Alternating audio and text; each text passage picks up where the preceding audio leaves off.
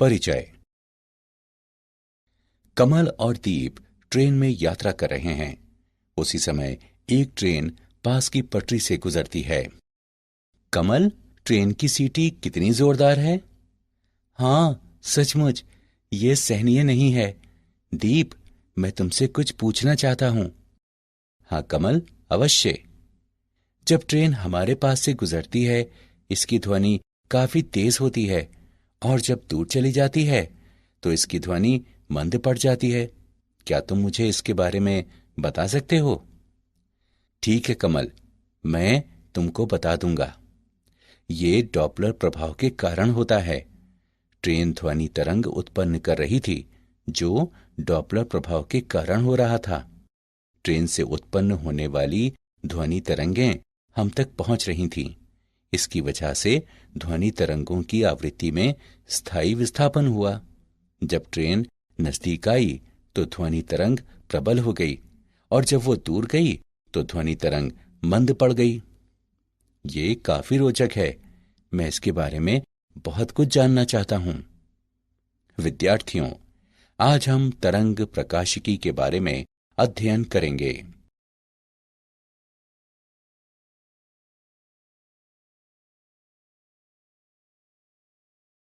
उद्देश्य। इस पाठ के अंत में आप निम्न करने में सक्षम हो जाएंगे। तरंगाग्र को परिभाषित करना, हाइगेंस के सिद्धांत को जानना, समतल तरंगों के अपवर्तन और परावर्तन को समझना, लेंस और प्रिज्म में समतल तरंगाग्र का वर्णन करना, डॉपलर प्रभाव को समझना, विद्युत चुंबकीय तरंगों का वर्णन करना, तरंगों के कला संबद्ध और कला असंबद्ध योग को समझना, प्रकाश तरंगों के व्यक्तीकरण का वर्णन करना, यंग के द्विध्रुवी प्रयोग का वर्णन करना और नियमित व्यतिकरण के लिए शर्तों की व्याख्या करना।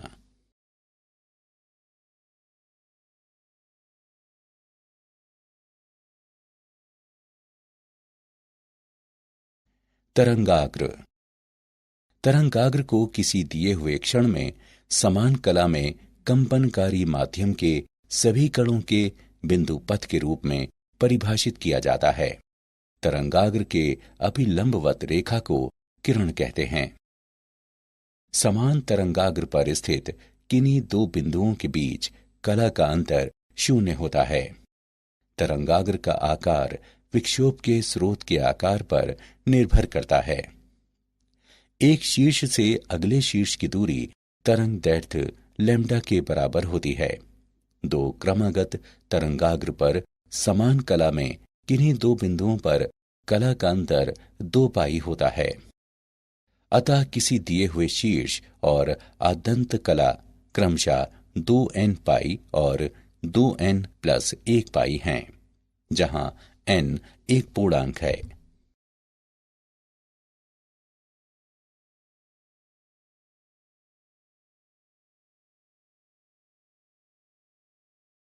तरंगाग्र के प्रकार। विभिन्न प्रकार के तरंगाग्र होते हैं, जो निम्न हैं। गोलाकार तरंगाग्र। किसी बिंदु स्रोत से विकीर्ण प्रकाश तरंग के तरंगाग्र को स्रोत के संकेंद्री गोलाकार सतह द्वारा प्रदर्शित किया जा सकता है। समतल तरंगाग्र। स्रोत बिंदु से बहुत अधिक दूरी पर गोलाकार तरंगाग्र की त्रिज्याएं बहुत बड़ी होती हैं, और इस छोटे भाग को समतल माना जा सकता है। बेलनाकार तरंगाग्र। एक रेखा स्रोत किसी स्रोत के साथ बेलनाकार तरंगाग्र समाक्षीय उत्पन्न कर सकता है।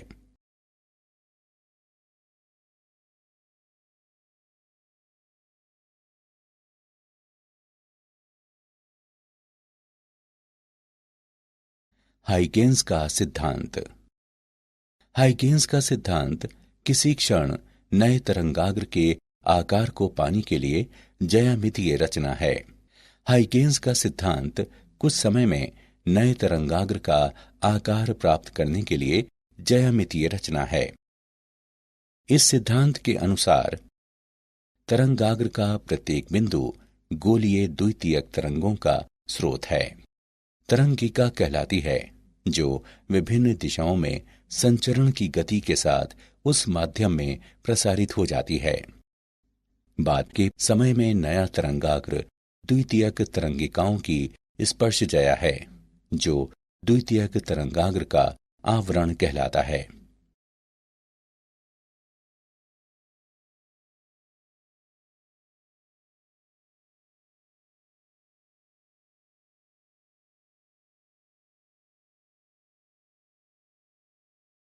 समतल सतह पर तरंगों के परिवर्तन का नियम। आपतित किरण और लंबरूप के बीच के कोण को आपतन कोण कहते हैं, लेकिन किरण तरंगाग्र के लंबवत और लंबरूप सतह पर अभिलंब है। यहाँ आपतन का कोण आपतित तरंगाग्र ए बी और सतह पी क्यू के बीच का कोण है। उसी प्रकार आपतन कोण परावर्तित तरंगाग्र सी डी और सतह पी क्यू के बीच का कोण है। अब त्रिभुज बी ए सी और डी ए सी की ज्यामिति से ए डी बराबर बी सी और ए डी बराबर ए सी हम कह सकते हैं कि ये सर्वांग सम त्रिभुज हैं। यहाँ आपतन कोण बराबर परावर्तन कोण, साथ ही आपतित किरण, परावर्तित किरण और लंबरूप सभी एक ही सतह पर हैं। यहाँ तरंग का सिद्धांत समतल सतह पर परावर्तन के नियम को सत्यापित करता है।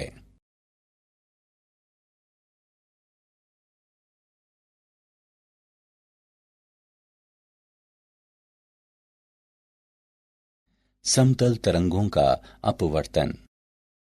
मान लीजिए किसी समतल सतह पर समानांतर प्रकाश पुंज आपतित होता है और दो माध्यमों में विभक्त हो जाता है। विभिन्न समय में समतल ए बी, ए1, बी1 और ए2, बी2 पर आपतित तरंगाग्र की स्थितियां हैं। तरंगाग्र ए बी में बिंदु बी एक हाइगेंस तरंगिका उत्पन्न होकर बी बी डैश दूरी पर समय टाउ में द्वितीय माध्यम में विचरण करेगी, ताकि सतह एक्स वाई पर बिंदु ए डैश के साथ तरंगाग्र ए से प्रथम माध्यम में विस्तारित होता है। चूंकि ए और बी त्रिज्याओं वाली दो तरंगिकाएं असमान माध्यम में विचरण करती हैं और वे क्रमशः V1 और V2 की विभिन्न गतियों में विचरण करती हैं। स्थिति 1। यदि माध्यम 2 प्रकाश के दृष्टिकोण से माध्यम 1 की तुलना में सघन है तो V1 बड़ा है V2 से और यहाँ A डैश बड़ा है B डैश से। किरणें लंबरूप की ओर मुड़ जाती हैं। स्थिति 2। यदि माध्यम 2 प्रकाश के दृष्टिकोण से माध्यम 1 की तुलना में विरल है तो V1 छोटा है V2 से और यहाँ A डैश छोटा है B डैश से। किरणें लंबरूप की ओर से हट जाती हैं। दूरी A डैश बराबर V1 टाउ बराबर लैम्डा 1 माध्यम 1 में प्रकाश तरंग का तरंगदैर्घ्य। दूरी B डैश बराबर V2 टाउ बराबर लैम्डा 2 माध्यम 2 में प्रकाश तरंग का तरंगदैर्घ्य। अतः V1 बटे V2 बराबर लैम्डा 1 बटे लैम्डा 2, या इसे इस प्रकार से लिखा जा सकता है V1 बटे लैम्डा 1 बराबर V2 बटे लैम्डा 2 बराबर न्यू। उपर्युक्त व्यंजक दर्शाता है कि अपवर्तन के दौरान प्रकाश तरंग की आवृत्ति अपरिवर्तित रहती है।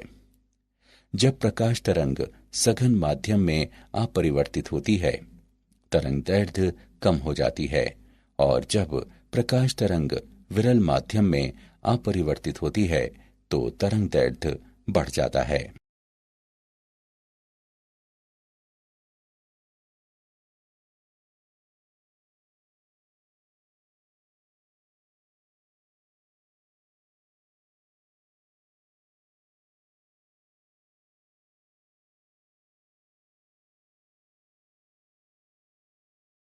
लेंसों में समतल तरंगाग्र। मान लीजिए कोई समतल तरंगाग्र ACB किसी द्वि उत्तल लेंस पर आपतित होता है। हाइगेंस परिकल्पना के अनुसार तरंगाग्र का प्रत्येक बिंदु द्वितीयक तरंग के रूप में काम करता है। ये द्वितीयक तरंगें लेंस की विभिन्न परतों से होकर गुजरेंगी।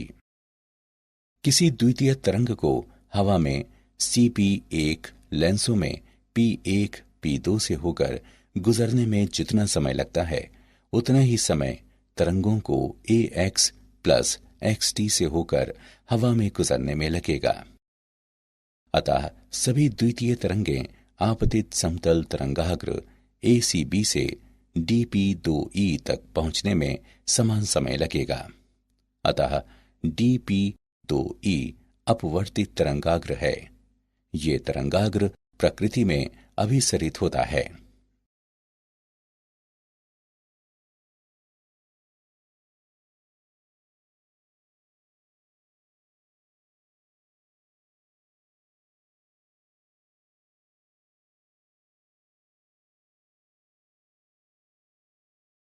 प्रिज्म में समतल तरंगाग्र। मान लीजिए एक समतल तरंगाग्र BD प्रिज्म पर आपतित होता है। हाइगेंस की परिकल्पना के अनुसार तरंगाग्र का प्रत्येक बिंदु द्वितीयक तरंगों के समान काम करता है। ये द्वितीयक तरंगें विभिन्न प्रिज्म की विभिन्न परतों से होकर गुजरेंगी। किसी द्वितीयक तरंग को BC दूरी से प्रिज्म के पदार्थ से होकर गुजरने में जितना समय लगता है उतना ही समय द्वितीयक तरंगों को हवा में दूरी DA प्लस AE तय करने में लगेगा। हवा में तय की गई दूरी स्पष्ट रूप से प्रिज्म में तय की गई दूरी से अधिक है। इसका कारण यह है कि प्रिज्म के पदार्थ में द्वितीयक तरंग का वेग हवा की तुलना में कम है।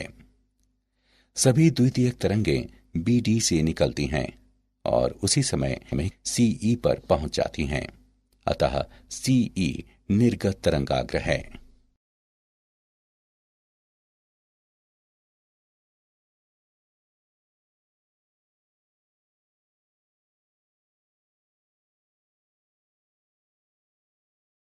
डॉपलर प्रभाव। मान लीजिए जब कोई माध्यम न हो तथा स्रोत प्रेक्षक से दूर रहा हो तब बाद के तरंगाग्रों को प्रेक्षक तक पहुंचने में अधिक दूर चलना पड़ता है। इस प्रकार दो उत्तरोत्तर तरंगाग्रों के प्रेक्षक तक पहुंचने में लगने वाला समय स्रोत तक उनके पहुंचने में लगने वाले समय की अपेक्षा अधिक होता है।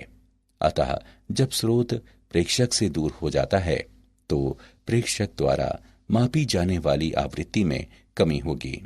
ये डॉपलर प्रभाव कहलाता है। जब तरंगों का स्रोत किसी परिवेश के सापेक्ष गतिमान है तो इसे डॉपलर प्रभाव के रूप में जाना जाता है। डॉपलर प्रभाव का वर्णन तरंगों के गतिमान स्रोत के रूप में किया जाता है, जहां प्रेक्षक के लिए आवर्त में दृश्य विस्थान होता है।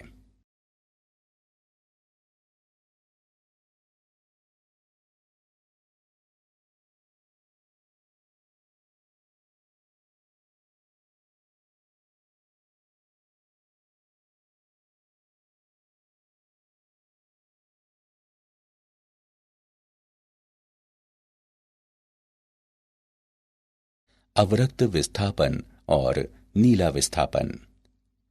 अवरक्त विस्थापन।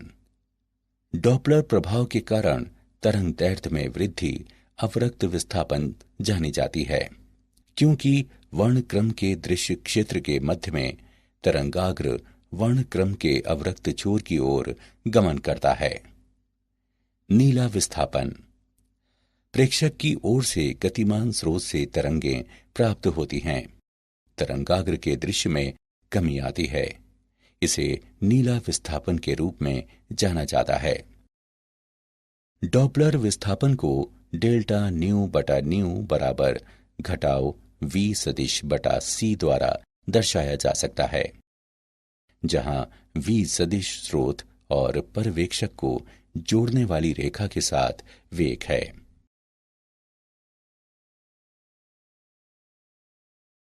विद्युत चुंबकीय तरंगें। विद्युत और चुंबकीय क्षेत्रों से युक्त ऊर्जा की तरंग को विद्युत चुंबकीय तरंग के रूप में जाना जाता है।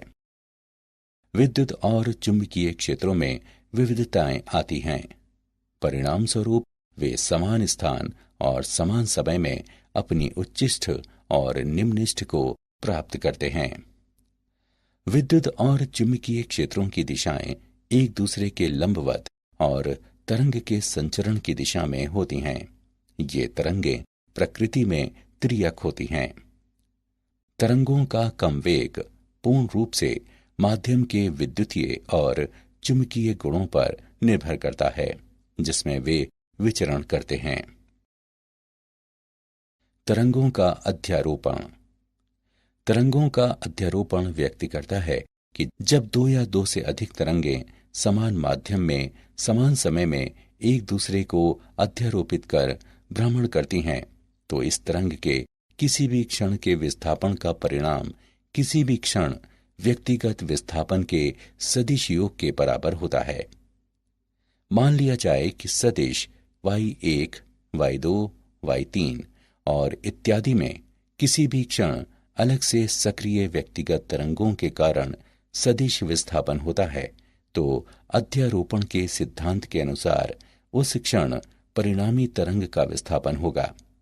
सदिश y1 plus y2 plus y3 plus इत्यादि।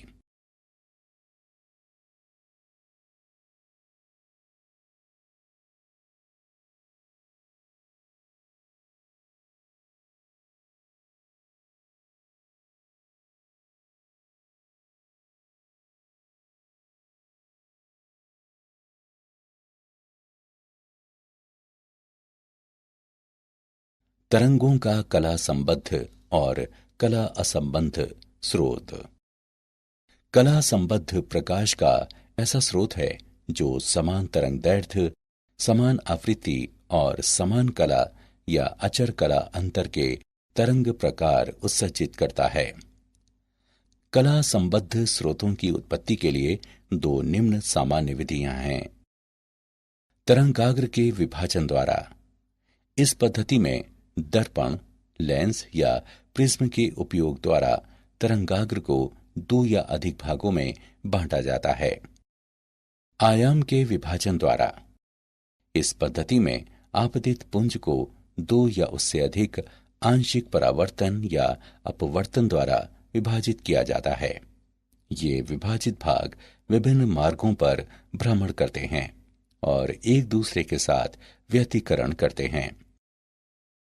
कला असंबद्ध स्रोत फोटोनों के बीच की कलाओं के नियमित और यादृच्छ परिवर्तन के साथ प्रकाश का उत्सर्जन करते हैं।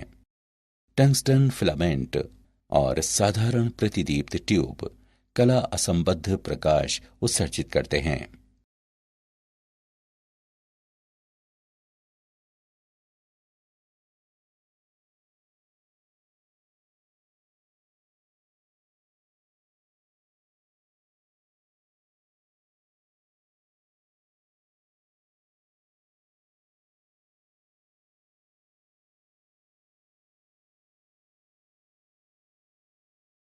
प्रकाश तरंगों का व्यतिकरण। प्रकाश का व्यतिकरण दो कला संबद्ध स्रोतों से आने वाली प्रकाश तरंगों के अध्यारोपण के कारण उत्पन्न माध्यम में प्रकाश ऊर्जा के पुनर्वितरण की परिघटना है। व्यतिकरण के दो प्रकार होते हैं, रचनात्मक व्यतिकरण और विनाशक व्यतिकरण। किसी बिंदु पर व्यतिकरण रचनात्मक होता है जहां प्रकाश की तीव्रता का परिणाम महत्तम होता है और जहां प्रकाश की तीव्रता का परिणाम न्यूनतम होता है उस बिंदु पर व्यतिकरण विनाशक होता है।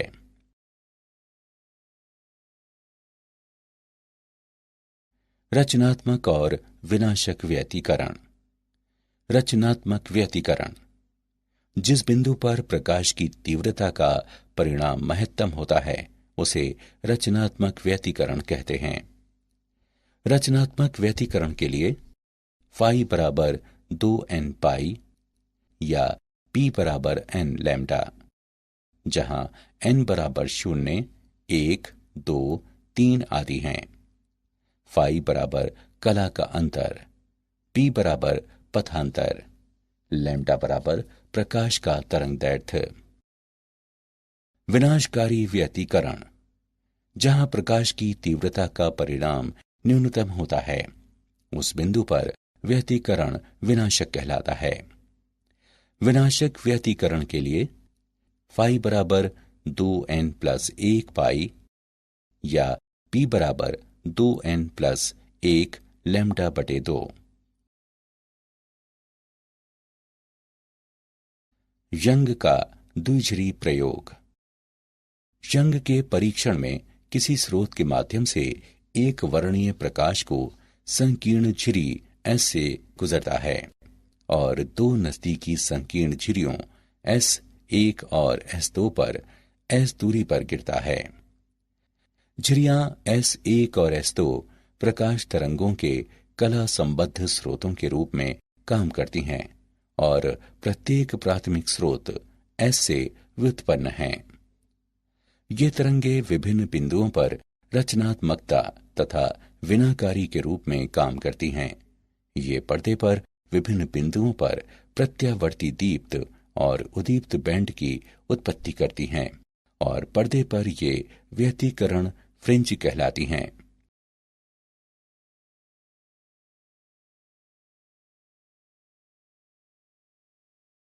यंग की द्विझिरी प्रयोग में गणितीय विश्लेषण। माना S1 और S2 स्रोत से पर्दे की दूरी d और कैपिटल D अलगाव पर कला संबद्ध स्रोत हैं।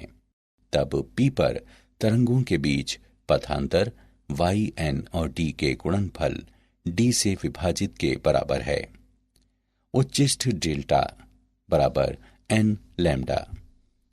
nवां उच्चिष्ठ दिया हुआ है nd लैम्डा बटे d। nवां निम्निष्ठ दिया हुआ है n-1/2 d लैम्डा बटे d। फ्रिंज चौड़ाई।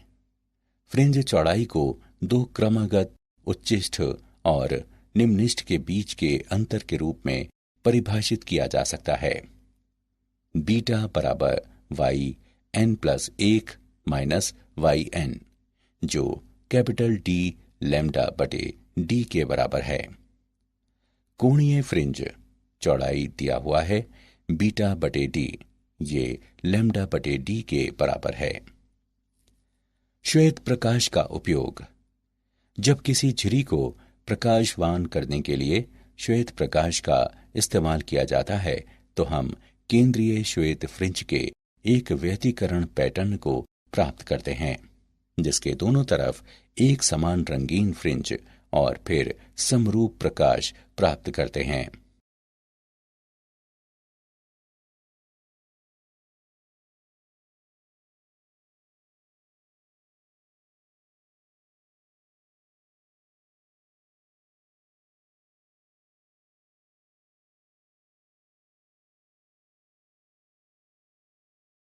उदाहरण। हम यंग के द्विझिरी प्रयोग पर एक उदाहरण लेते हैं।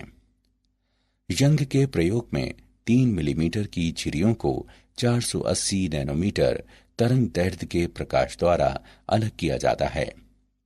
झिरी की सतह से 2 मीटर की दूरी पर पड़ता है। केंद्रीय दीप्त फ्रिंज की तुलना में 8वें दीप्त और तीसरे उद्दीप्त फ्रिंज के बीच की दूरी ज्ञात करें। हम इसका हल देखते हैं। केंद्र से 8वें फ्रिंज की दूरी 8d लैम्डा बटे d के बराबर है। केंद्र से तीसरे फ्रिंज की दूरी 5d लैम्डा बटे 2d के बराबर है। हम पाते हैं y बराबर y8 माइनस y3। मान रखने पर और गणना करने पर हम पाते हैं y बराबर 11d लैम्डा बटे d। उपर्युक्त समीकरण में मान रखने पर तथा गणना करने पर हम पाते हैं y बराबर 3.52 मिलीमीटर।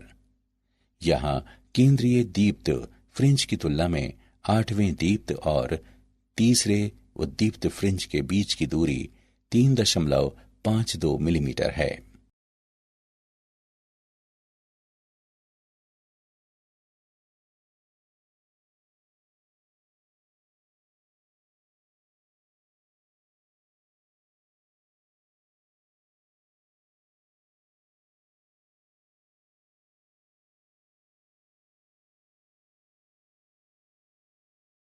निरंतर व्यतिकरण के लिए शर्तें। लगातार और स्थायी रूप से व्यतिकरण प्राप्त करने के लिए निम्नलिखित आवश्यक शर्तें हैं। प्रकाश का एक वर्णीय होना चाहिए। यदि ऐसा नहीं है तो फ्रिंज के रंग अतिव्याप्त हो जाएंगे। दो स्रोतों के बीच उत्पन्न व्यतिकरण का कला संबद्ध होना आवश्यक है। तरंगों के प्रवाह की वजह से उत्पन्न होने वाले प्रकाश तरंगों का समान तरंगदैर्घ्य और वेग का होना आवश्यक है। दो व्यतिकरण तरंग प्रवाहों का समान समतल पर ध्रुवण होना आवश्यक है। व्यतिकरण फ्रिंज का अच्छी तरह से अवलोकन करें। यह आवश्यक है कि फ्रिंज की पर्याप्त चौड़ाई हो।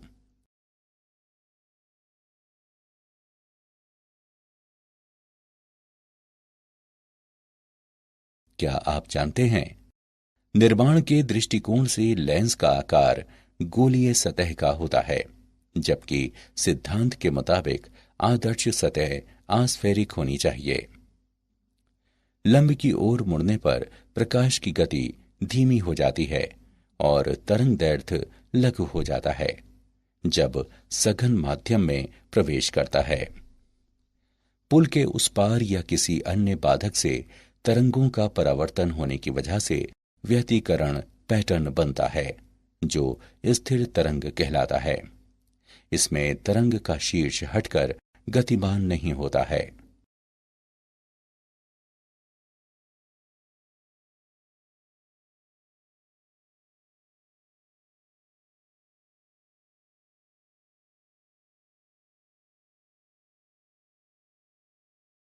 सारांश। आइए हमने जो कुछ सीखा है उसे संक्षेप में दोहराएं। तरंगाग्र को किसी दिए हुए क्षण में समान कला में कंपनकारी माध्यम के सभी कणों के बिंदु पथ के रूप में परिभाषित किया जाता है। तरंगाग्र का प्रत्येक बिंदु गोलीय द्वितीयक तरंगों का स्रोत है। वो तरंगिका कहलाती है। जब तरंगों का स्रोत किसी परिवेश के सापेक्ष गतिमान है तो इसे डॉपलर प्रभाव के रूप में परिभाषित किया जाता है, जहां प्रेक्षक के लिए आवर्त में दृश्य विस्थान होता है। प्रेक्षक की ओर से गतिमान स्रोत से तरंगें प्राप्त होती हैं। तरंगाग्र के दृश्य में कमी आती है। इसे नीला विस्थापन के रूप में जाना जाता है।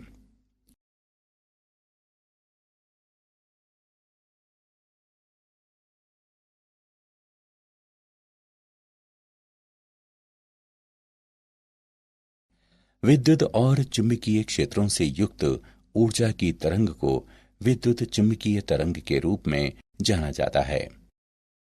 कला संबद्ध प्रकाश का ऐसा स्रोत है जो समान तरंगदैर्घ्य, समान आवृत्ति और समान कला या अचर कला अंतर के तरंग प्रकार उत्सर्जित करता है। प्रकाश का व्यतिकरण दो कला संबद्ध स्रोतों से आने वाली प्रकाश तरंगों के अध्यारोपण के कारण उत्पन्न माध्यम में प्रकाश ऊर्जा के पुनर्वितरण की परिघटना है।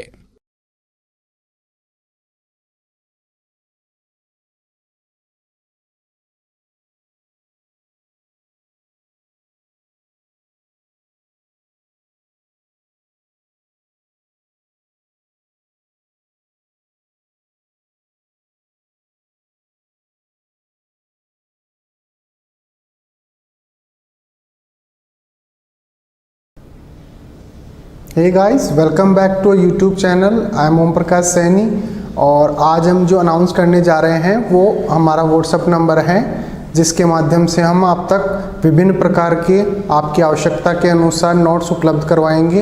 आपको अपना सब्जेक्ट और क्लास लिखकर हमें व्हाट्सएप करना है। आपको तुरंत आपके सब्जेक्ट के और आपकी क्लास के पूरे नोट्स जो भी अवेलेबल होंगे वो सेंड कर दिए जाएंगे। हमारे जो व्हाट्सएप नंबर रहेंगे वो हैं 86 96 60 85 41। आप इस नंबर पर हमें व्हाट्सएप कर सकते हैं।